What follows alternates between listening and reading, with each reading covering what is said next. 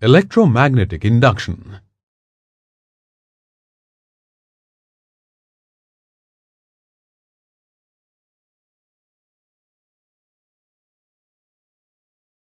In this lesson, we shall learn about electromagnetic induction.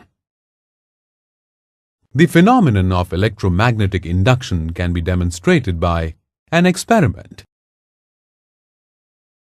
Wind an insulated copper wire on a paper or wooden cylinder so as to form a coil in the form of a solenoid. Connect the two ends of the coil to a galvanometer and place a magnet close to it. The reading of the galvanometer is 0 when the magnet is stationary. The pointer of the galvanometer deflects towards the right when the north pole of the magnet is moved towards the solenoid. The galvanometer shows 0 reading when the motion of the magnet stops.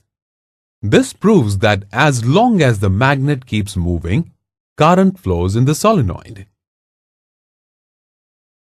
If the magnet is moved away from the solenoid, current flows in opposite direction in the solenoid.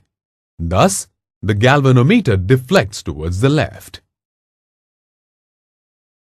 The deflection increases if the magnet is moved away with greater velocity. If the polarity of the magnet is reversed and the magnet is brought close to the solenoid, then current flows in an opposite direction. The galvanometer accordingly turns towards the left. Faraday observed that current flows in the coil only when there is a relative motion between the coil and the magnet.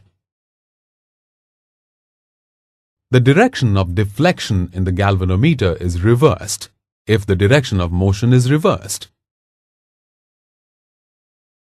The current in the coil and the corresponding deflection of the galvanometer can be increased by using a strong magnet or by increasing the motion of the magnet. Increasing the area or the number of turns also creates a strong current in the coil. According to Faraday, when there is no relative motion between the magnet and the coil, the magnetic flux within the coil remains constant. So the galvanometer shows no deflection. But when the magnet is moved towards the coil or vice versa, the magnetic flux changes and an EMF is induced in the coil. If the circuit is complete, the EMF causes current to flow through it. Based on his experiment, Faraday formulated two laws of electromagnetic induction. Whenever there is a change in the magnetic flux linked with a coil, an electromotive force is induced. The magnitude of the induced EMF is directly proportional to the rate of change of the magnetic flux linked with the coil. The direction of the induced EMF depends on whether there is an increase or decrease in the magnetic flux. John Ambrose Fleming gave two rules to determine the direction of motion or the direction of induced current. While the left-hand rule is for electric motors, the right-hand rule is for generators. According to Fleming's right-hand rule, the thumb, forefinger, and middle finger of right hand are stretched perpendicular to each other. And if thumb represents the direction of movement of the conductor, forefinger represents the direction of the magnetic field, and the middle finger represents direction of the induced current.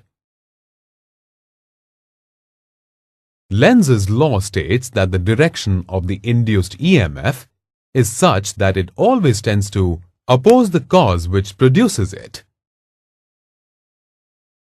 Lenz's law obeys Newton's third law of motion, which states that to every action there is always an equal and opposite reaction.